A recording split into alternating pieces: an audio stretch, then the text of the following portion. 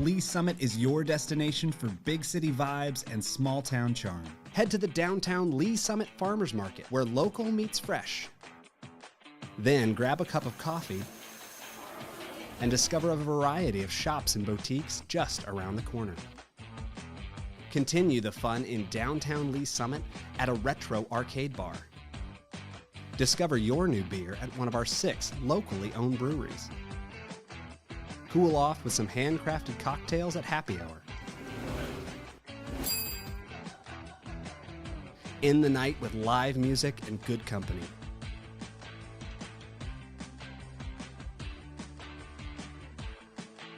Lee Summit, Missouri. Hello, Lee Summit. I'm Laura, and this is your flash briefing for December 9th. City Council meet for regular session Tuesday night at 6 in council chambers in City Hall.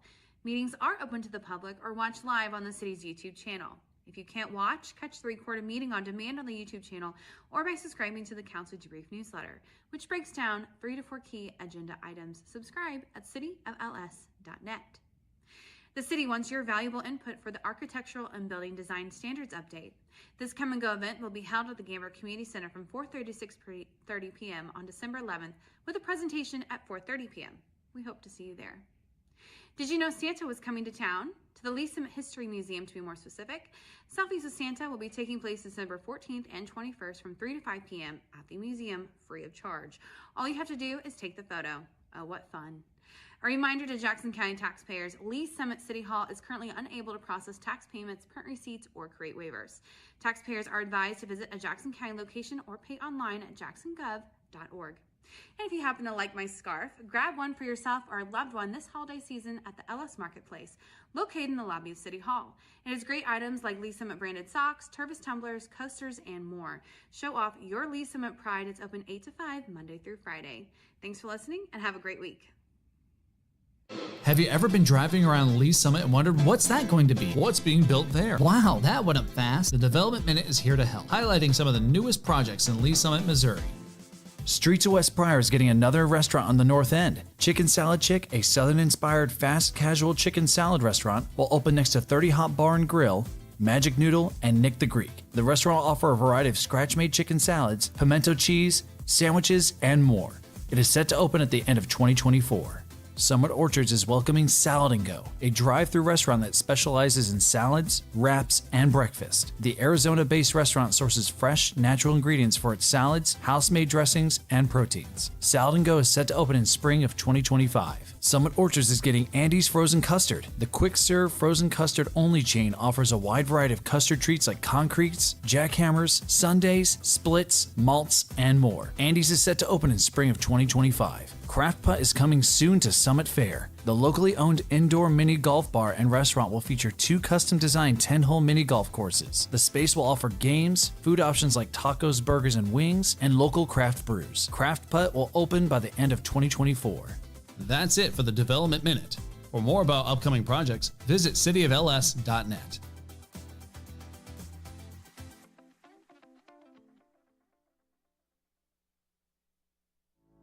Traditionally, we think as police officers, those responding to law enforcement needs within the community. But honestly, we are there to serve our citizens, and our citizens do go into crisis. They do have mental health crises, and we're being called to those scenes on a regular basis. In order to help serve those citizens better, we did initiate the Crisis Intervention Team Program. These are officers that are specially trained to de-escalate crisis situations. Recently, we've brought co-responders onto the scene, licensed qualified mental health professionals housed within our police department, and they respond with those officers directly to those scenes where a crisis is occurring so they can interact with that citizen and get them the help they need right there on that scene.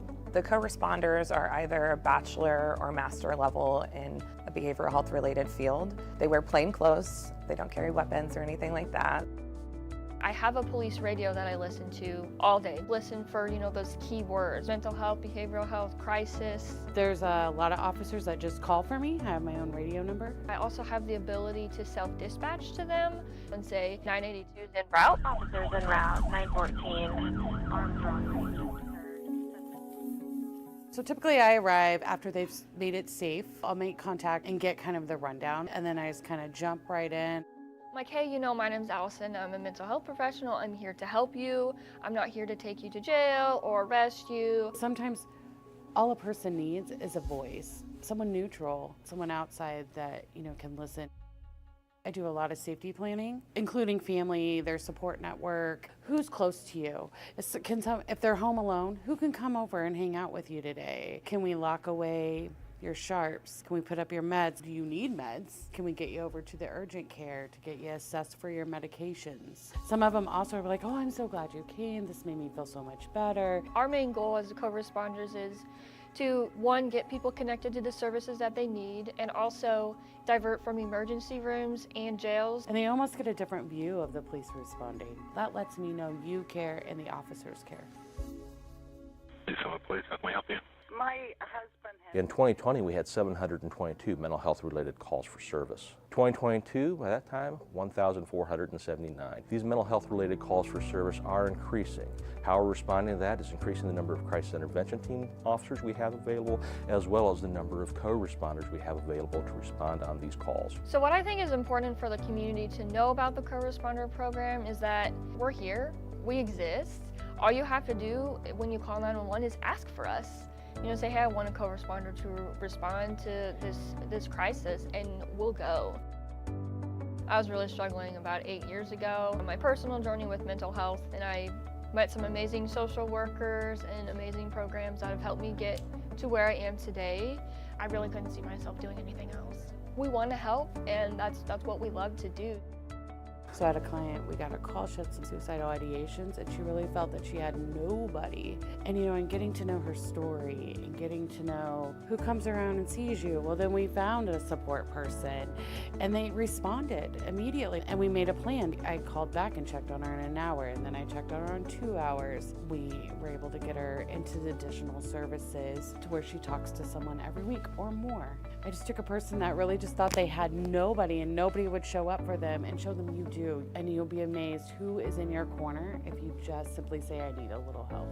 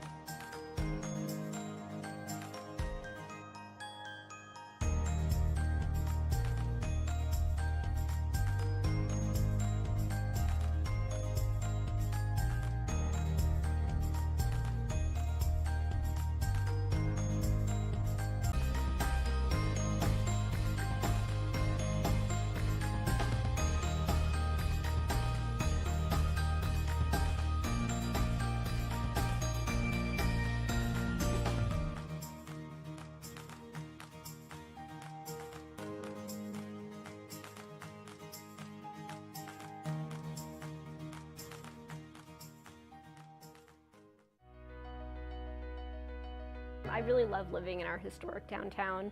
I walk my dog around the shops, take her for, they do pub cups at Poppy's, so you can get ice cream with a little dog biscuit in it, which is her favorite thing in the world. My neighbors, we have block parties together. I really like how welcoming and how vibrant it is. It's an amazing place to live. Lee Summit's a really great community. I love living here, and I just wanted to try to find a way to give back, look out for my neighbors, for the community. I've always tried to be involved. Before serving on city council, I used to volunteer with AFS, which is an organization that hosts foreign exchange students. So my husband and I have hosted kids from around the world, and then also volunteered with local families and schools. In my professional life, I'm a paralegal, and then in my personal life, I enjoy reading, sewing. I'm a quilter, so I just finished a log cabin quilt that I'm going to send to my aunt out in DC. I can't claim any of our council accomplishments for myself. This is always a team effort. But I am really excited about the farmers market and event space that we have coming in. It's still in the design phases, but I think it's going to be a really beautiful space, and it's going to really continue keeping our downtown thriving. It's been in progress for a long time, but I think that people are going to really love it when it's done.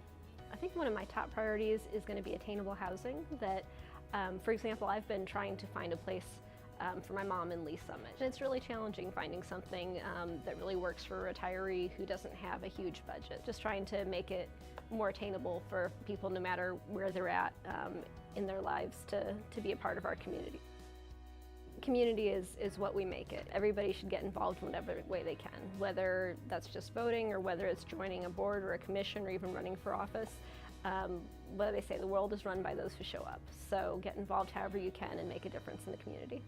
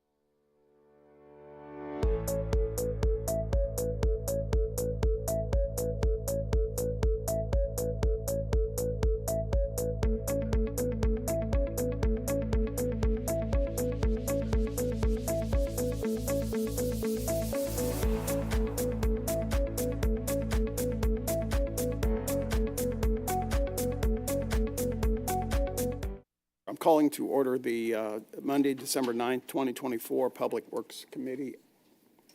Roll call, please. Chairman DeMauro. Here. Councilmember Rader. Present. Councilmember Carlisle. Present. Thank you. We have a quorum.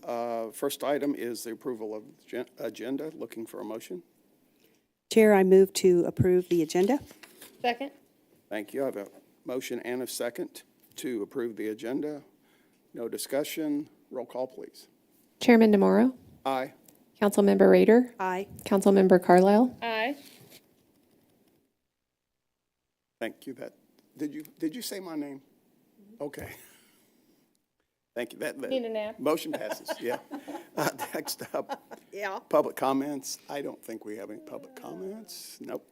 Okay, we'll go right into business. The approval of the November 18th, 2024 Public Works Committee action letter. Looking for a motion. Chair, I would move to approve the November 18th, 2024 Public Works Committee action letter. Second.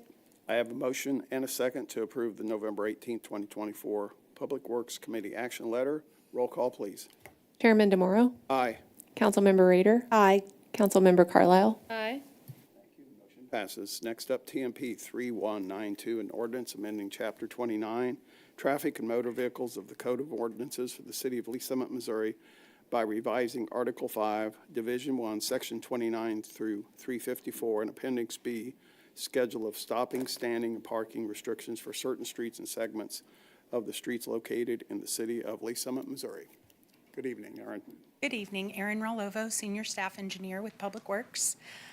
This will add several segments of roadway for no parking. The first addition is to Article 5, Division 1, Section 29-354-B. We're changing item number 6 to read no parking or standing on municipal parking lots outside of the marked parking stalls. This issue was brought to us by the police department. They're having trouble specifically in the Arnold Hall parking lot adjacent to 3rd Street Social. People are parking in the drive aisles, and this disrupts the flow through the parking lot. It disrupts the fire access as well. But adding this to the ordinance makes it a blanket policy over all of our lots, makes it enforceable, and also there's nothing for us to maintain as far as signing or curb markings or anything of that nature. So that's the first revision. The second revision is 2nd Street from Blue Parkway to Independence Avenue on both sides.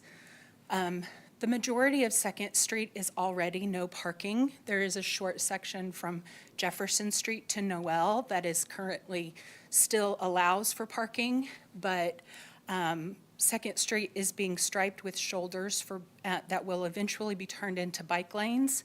So this is a preemptive move that we have to make in order to allow for those bike lanes to be added. Additionally, it creates consistency along the whole corridor, making it all no parking from Independence Avenue all the way to Blue Parkway. Next, we have 3rd Street. This is 3rd Street from East Main to Johnson Street on both sides. This is adding the new section of 3rd Street that's being reconstructed right now. It's going to have parking on both sides of the road. So we are making it consistent with the downtown corridor as 2-hour parking between 9 a.m. and 6 p.m. So this just creates consistency along the corridor and adds in that missing section.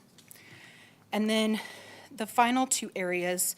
The first one is on Stony Brook Drive from the intersection of Southwest 41st Street to the intersection of Southwest Cross Creek Drive on the east side. The second one is Whistle Drive from the intersection of Stony Brook Drive to a point 500 feet east on the north side. These 2 streets abut up to South Park.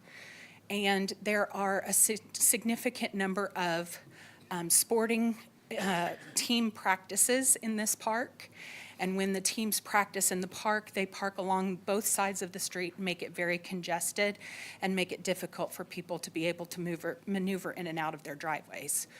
So restricting parking on one side would just allow for a better flow of traffic and access to the neighborhood. And staff recommends approval. And if you have any questions, I'm happy to answer. Okay, thank you, Erin. Councilmember Carlo. Thank you. I just wanted to, so people have been parking in Arnold Hall that way since 3rd Street Social opened and probably before that.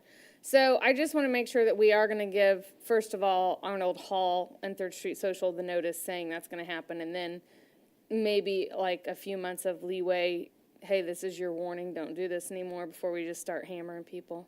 Sure.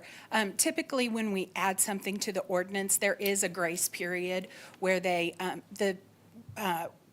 officers will go to 3rd Street Social and let them know that they will start ticketing for that, and then they'll write warnings rather than actual violations for the first month or so after that change has been made. Okay, great. Thank you.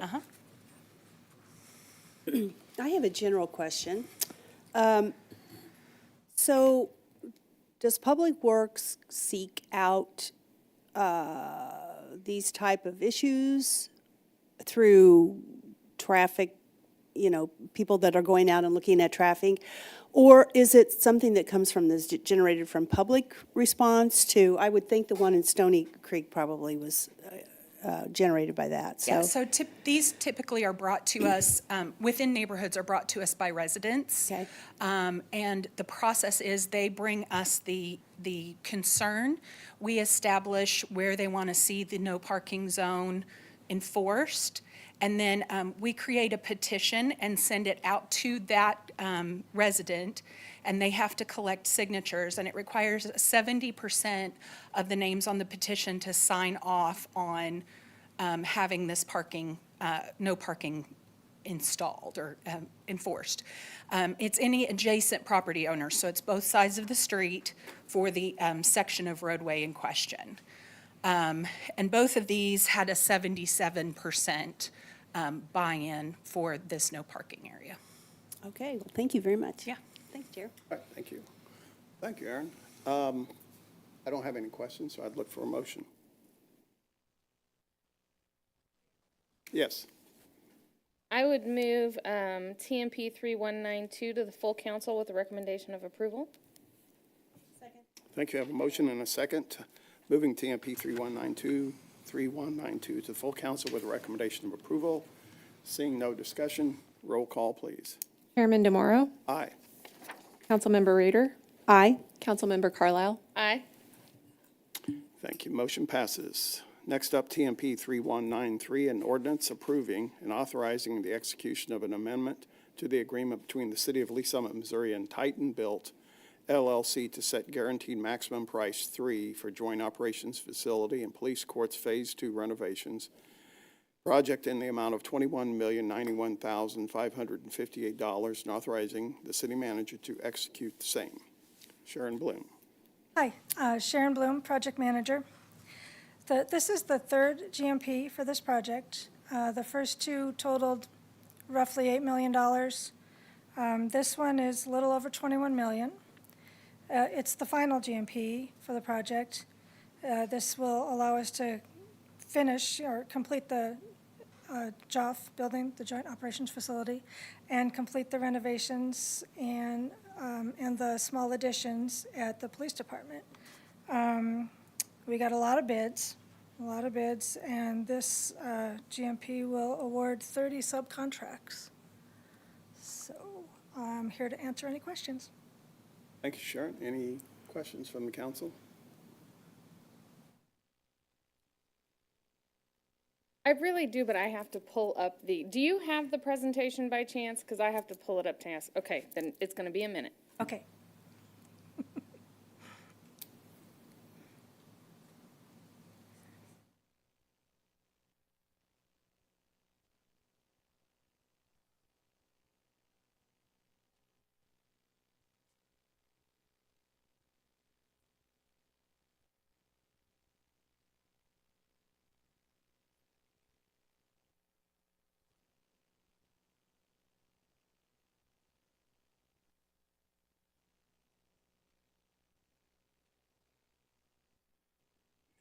Is that all you need to see? Is just the agenda? Off the agenda?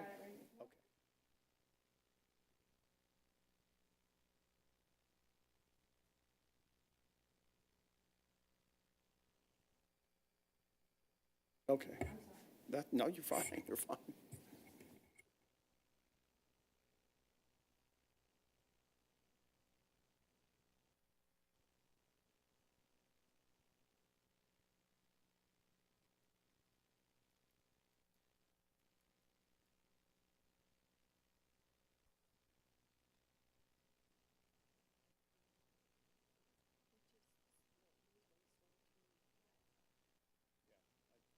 Maybe she can So answer. it's really, I'm not going to wait for this to pull up anymore because I just thought about it. And if you don't have it, I can't ask you, hey, what does this mean? Because you don't have it in front of you. So I have a copy of like the ordinance. Would that help okay. you?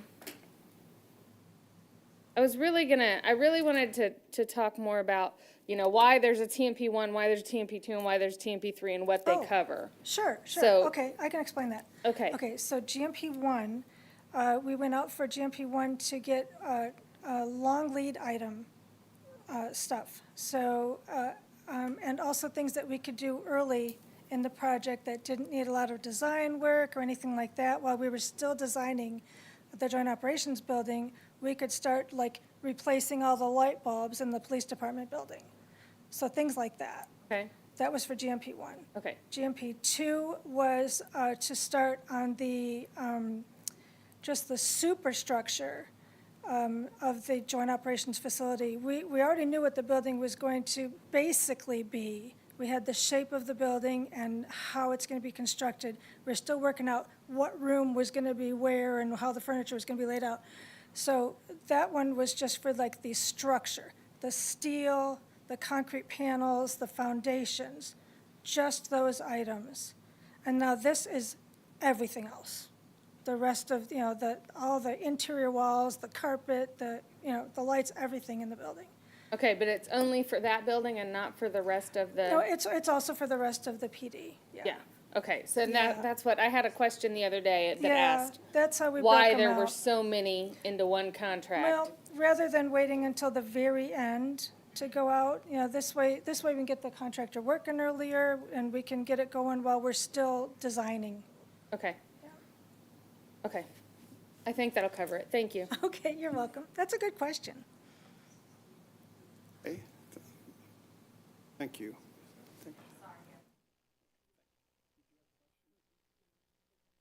This is the final one, though, right?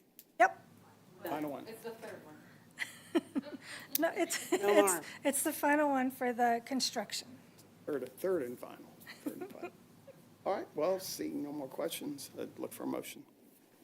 Chair? Yes. I make a motion to move to full council for approval, TMP-3193.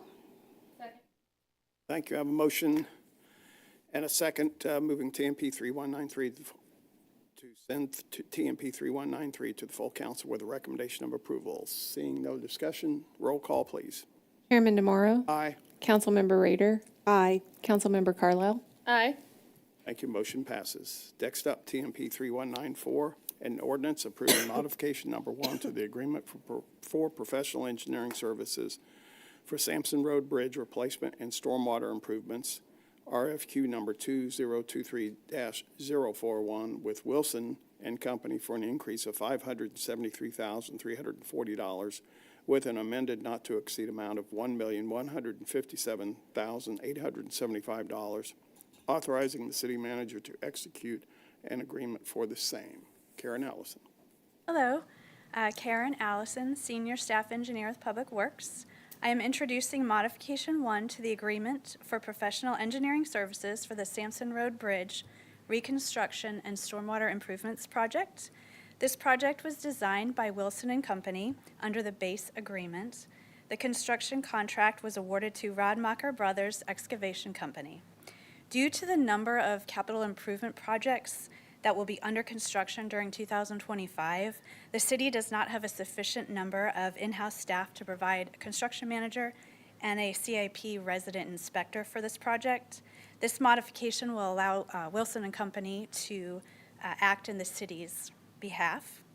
They will provide engineering support required during construction that will include reviewing shop drawings and materials certification to ensure conformance with the project's plans and specifications, providing plan revisions as needed, reviewing change orders, answering project to design questions, attending construction progress meetings, and preparing post-construction record drawings for the city records.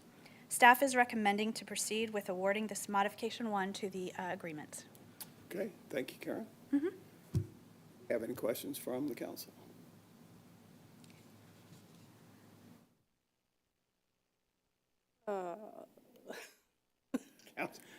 Councilmember Rader. Okay, thank you, Chair. So the reason that we had this modification was because we did not have sufficient staff to complete the project. Is that what I understood you to say? So it's normal for us to have a consultant assist with some of our construction services, particular shop drawing reviews, and where we have bridge related, we don't have the typical expertise to review bridge inspections itself. There is a bridge on this job, But what is also, in addition to that, is the day-to-day inspections and construction project management that normally our staff would handle. But as opposed to hiring a temporary staff person, which we have had in the past, but faced challenges with regard to benefits and pension plan associated with temporary employees, we've decided to outsource this altogether. There's just too many projects at this time for our staff capacity. They're going to do the whole thing. They will be doing, yes, the work that normally our resident inspector would be doing daily and our construction project manager. Yeah. Are they not to exceed this 1,150,000? We're not doing any more than that, though, correct? I mean, it's just like basically that's it. They have to stick with their. They'll stick within not to exceed amount of that $573,000. Okay. The remainder was their design services under their base agreement. But they may not use all that. They may not. As well. Okay. Okay. All right. Thank you. Thanks, Chair. Thank you, Karen. Seeing no more questions, I'll look for a motion.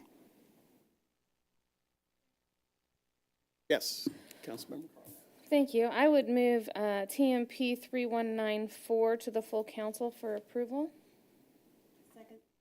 Thank you. I have a motion and a second, moving TMP-3194 to the full council with a recommendation of approval. Roll call, please.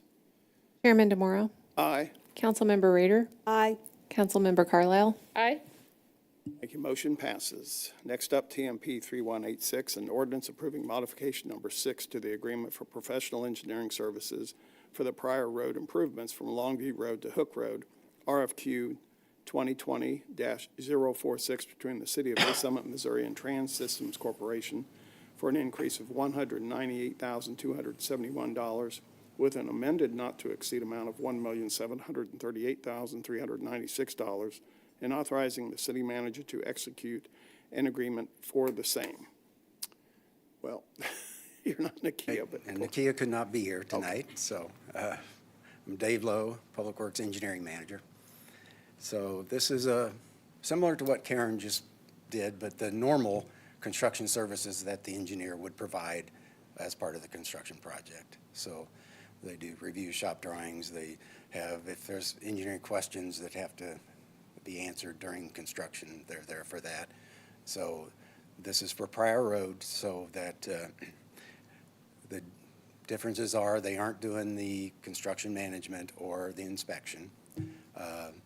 This is a 2-year project, so the number is probably a little bit higher than most of our projects because of the time period involved in this.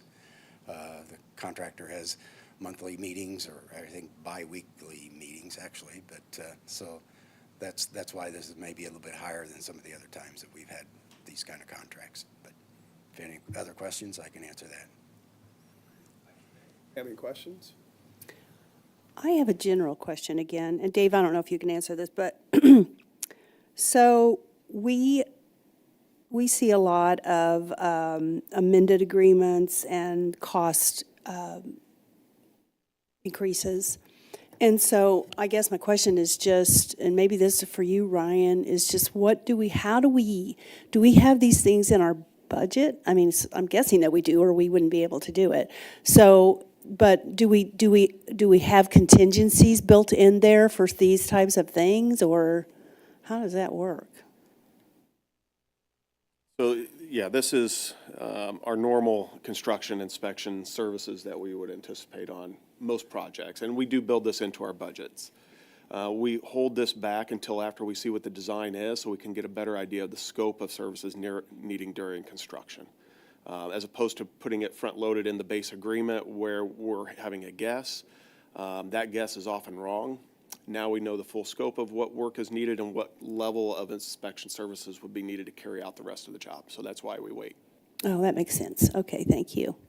Thanks, Chair. Any other questions? Nope. Thank you, Dave. I'll look for a motion. Turn. I move to full council for recommendation for approval, TMP-3186. Thank you. I have a motion and a second moving TMP-3186 to the full council with a recommendation of approval. Seeing no discussion, roll call, please. Chairman DeMauro, Aye. Councilmember Rader, Aye. Councilmember Carlisle. Thank you. The motion passes. Next up, presentation of the transit services, which is item 2024-6644. Susan Berry.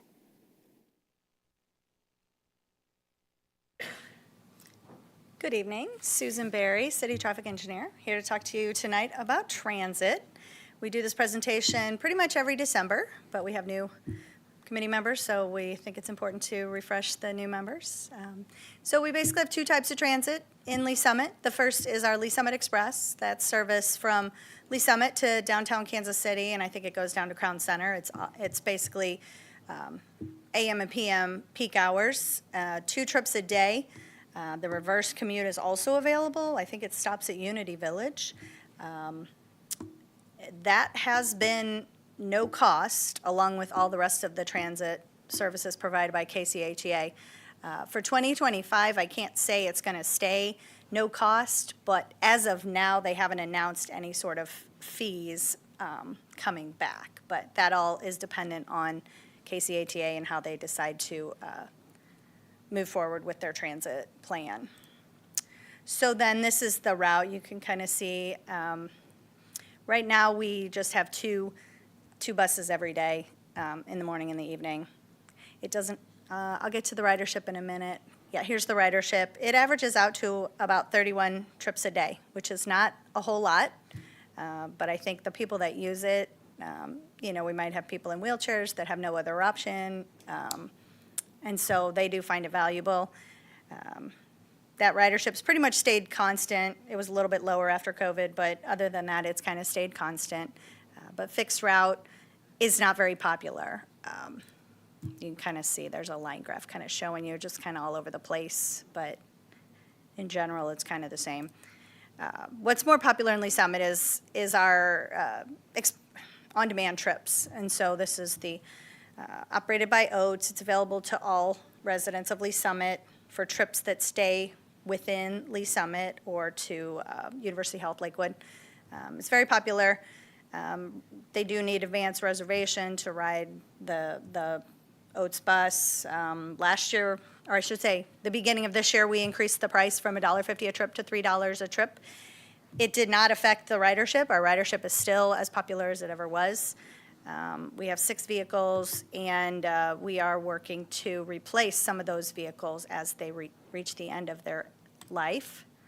So yeah, you can kind of see it, quite a few people ride this. It pretty much very well utilized. Other transit options in the region, this is if the city were to choose to change things up a little bit. We do have the Ride KC van pool information on our website, on our city website. Basically, this is just a carpool that someone else arranges. Like I don't arrange it with my neighbor. It's like, you know, just total strangers could be riding together, and basically KCHEA provides the van, and then the riders all share in the costs. So that's an option for people.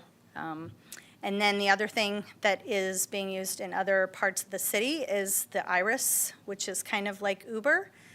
Right now it's in Kansas City and the Northland, I believe. Independence is going to start having Iris service, but it's on demand, and you don't need an advance reservation for this. And as far as if the city of Lee Summit wanted to proceed with this, we would kind of set up where we wanted to go. Most likely it'd be the same as our Oates service. It would be within Lee Summit. There is a possibility to add on like a transit center out at 3 Trails Crossing, if that's something the city wanted to do. But that would have to be, you know, negotiated and come up with a fee and all of that if that's something that the city wants to look into. It would directly compete with the Oates service, so that, you know, I don't know that that's the best unless you're trying to get out of Lee Summit to one of those other transit centers.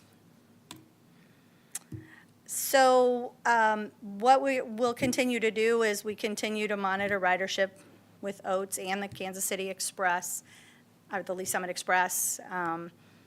We're still working to get replacement vans and buses. Right now, we're on hold because MoDOT negotiates the purchase contracts, and until they get those negotiated, we can't acquire those new buses. They're looking at, instead of the larger Oats, there's the Oats minivans, and then there's the small buses. They're trying to do away with those and replace them with transit vans. They're a lot easier to drive, maneuver, all of that. And so as soon as we're able to buy those, I think they're going to buy 3 of those. And we'll continue to work on any sort of fixed route system. There hasn't been much demand for a fixed route system. It's just not the way people get around anymore. It's more on demand is how the majority of residents like to travel.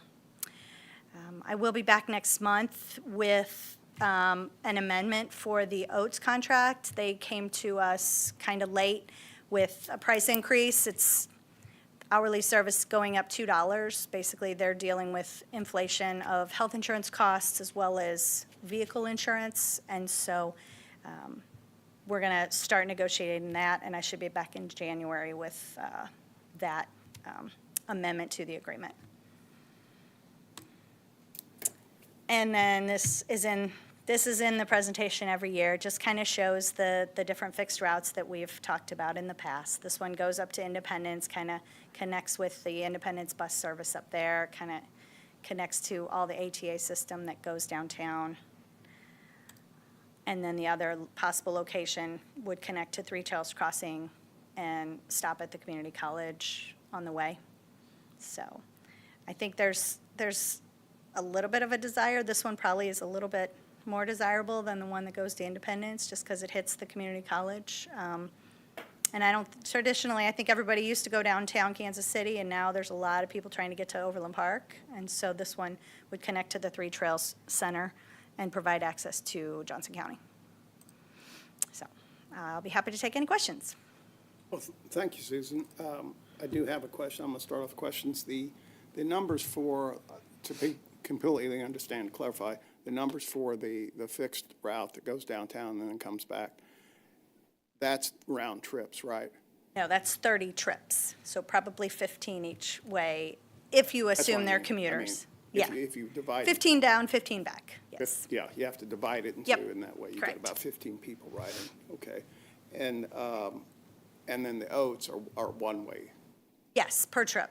Per trip. Per stop, I think is what so if you leave your house, you go to the grocery store, that's one stop, and then you go to your doctor's appointment, that's a second stop.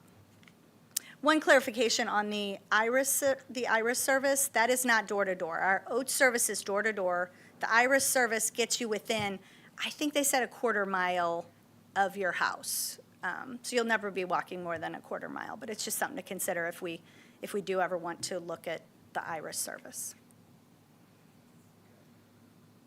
And then the increase, the Oats increase that you're going to negotiate and bring back to us next month, is that $2 per it will go to $5? No. Sorry, I didn't explain that. That's 2 hours, $2 per hour of driver time. Okay. Yeah, so if a bus is running for 10 hours a day, instead of paying $68 an hour, we pay $70 an hour. Yeah. And next month I'll have an estimate of what that increase is. I don't even want to guess what it is because I'm not sure, but I'll have that for next month. And then you're not sure about an increase next year in bus route. So if the price, or if we start paying for that service or expending more money, I should say, then at that time, we would probably have to compare ridership with the viability of that route and maybe look at alternatives. And I'm glad you brought up the Iris and the others. You mean alternatives to the Lee Summit Express? Yes. Okay. Yeah. I mean, if we're at 15 people right now, that's not a whole lot. Yeah. No, it's not. But you also have to weigh the need. Not have any other transportation. Yeah, I mean, I'd love to have a survey of the riders and, do you have other options to get downtown? because I think that'd be valuable information to provide whether or not, I mean, I know I've ridden the express bus, and sometimes there's people in a wheelchair or, you know, just don't have a car for whatever reason. They chose to live, you know, someplace that has a bus. That could affect their ability to work if they no longer have that. And of course, you know, you would think that people that wanted to go into Kansas City, they could still go downtown and connect to other places in Kansas City too. They could use that as a connector route. True. I mean, yeah. So, Yep. But would it be possible to survey the riders, those 15 riders, 15 so riders, and find out if that is their only transportation, or do they just do that to relax while they go through Raytown and you know, I mean, you know, just take time getting to work, you know? I think that'd be a great suggestion if that's the pleasure of the committee. Staff will conduct some surveys of the express route ridership and have a better understanding of who's using it for what and what their frequency is. As we continue to monitor the rest of this current contract year, and we have this annual presentation, and maybe we review in more depth the preparation for our transit services in the CIP, whether that be in the upcoming FY26 CIP that you'll see over the course of the next several months, or the following one after that. In particular, as we start to see, if we see any cost increases being proposed by ATA for that service. Because as you mentioned, it's not serving a very large population. And if we see significant cost increases, we may need to weigh the balance of that benefit and cost to the taxpayers of Lee Summit. And that goes hand in hand with the local, our community partners, communities around us that have dropped that service because of the value didn't, and they're paying for it, I assume, too, so. Yes, and we have heard from some neighboring communities that they have stopped some of the express services or bus routes due to increased costs and decline in ridership. And they've come to some conclusions on that benefit cost themselves, and we'll have to, I'm sure, negotiate that decision ourselves, too. Did I have any questions from council members? Nope. Did you have any questions about the fixed route service, the proposed? Now, we're not doing that. I mean, that's, that was put in there. I mean, we see that every year, so no questions? I'm good. No questions? Okay, all right. Thank you, though. Thank you, Susan. Thank you. All righty. That leads us to the roundtable. Any roundtable council members?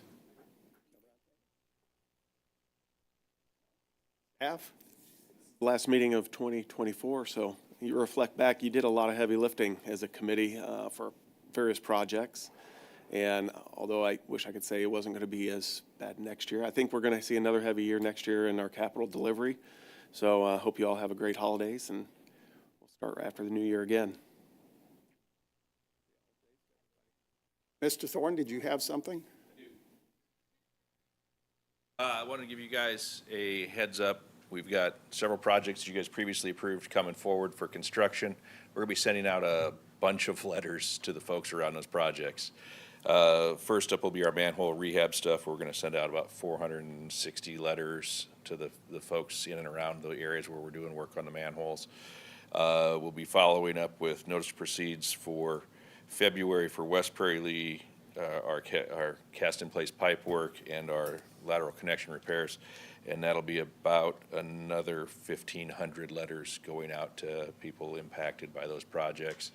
If you hear about them, these are the projects you guys blessed to go forward. It's part of the work we're doing to collect the ARPA funds, all that kind of stuff. I just don't like to get caught flat-footed. There's going to be a bunch of letters going out on that work, so. You betcha. Just forward it on it. That's it. And that'll be our stuff ahead of the projects, and then as the contractors come on site, they'll be doing door hangers and all the standard stuff. And on West Prairie, we'd already done public meetings and other stuff also. So this is just a continuation of the communication we do on those projects. Yeah. Thank you, Jeff. Well, with that, no other roundtable comments. I adjourn the meeting at 5:04.